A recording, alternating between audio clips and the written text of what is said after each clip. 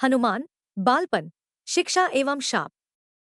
हनुमान जी के धर्म पिता वायु थे, इसी कारण उन्हें पवन पुत्र के नाम से भी जाना जाता है।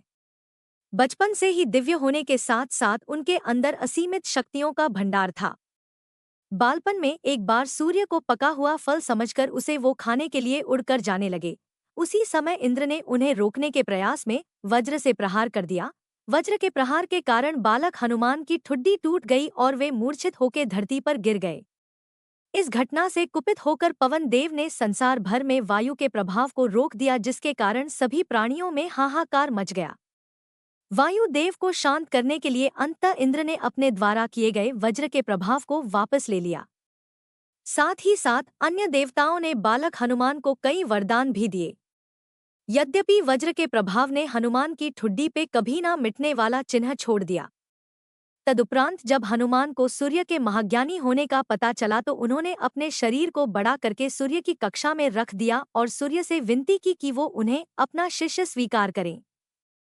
मगर सूर्य ने उनका अनुरोध ये कहकर अस्वीकार कर दिया कि चूंकि वो अपने कर्म स्वरूप सदैव अपने रथ पे भ्रमण करते रहते हैं, अतः हनुमान प्रभावपूर्ण तरीके से शिक्षा ग्रहण नहीं कर पाएंगे।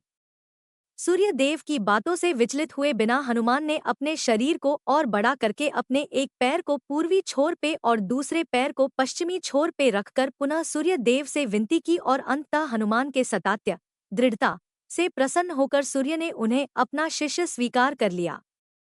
तदोपरांत हनुमान ने सूर्य देव के साथ निरंतर भ्रमण करके अपनी शिक्षा ग्रहण की। शिक्षा पूर्ण होने के उपरांत हनुमान ने सूर्य देव से गुरुदक्षिणा लेने के लिए आग्रह किया, परंतु सूर्य देव ने ये कहकर मना कर दिया कि तुम जैसे समर्पित शिष्य को शिक्षा प्रदान करने में मैंने जिस आनंद की अनुभूति की है वो किसी गुरुदक्षिणा से कम नहीं है। परंतु हनुमान के पुनः आग्रह करने पर सूर्य देव ने गुरुदक्षिणा स्वरूप हनुमान को सुग्रीव, धर्मपुत्र सूर्य, की सहायता करने की आज्ञा दे दी। हनुमान के इच्छानुसार सूर्य देव का हनुमान को शिक्षा देना सूर्य देव के अनंत, अनादि, नित्य, अविनाशी और कर्मसाक्षी होने का वर्णन करता है। हनुमान जी बालपन में बहुत नटखट थे। वो अपने इस स्वभाव से साधु संतों को सता देते थे। बहुधा वो उनकी पूजा सामग्री और आदि कई वस्तुओं को छीन झपट लेते थे। उनके इस नटखट स्वभाव से रुष्ट होकर साधुओं ने उन्हें अपनी शक्तियों को भूल जाने का एक लघु शाप दे दिया। इस शाप के प्रभाव से हनुमान अपनी सब शक्तियों को अस्थायी रूप से भूल जाते थे और पुनः किसी अन्य के स्मरण कराने पर ही उन्हें अपनी असीमित शक्तियों का स्मरण होता था।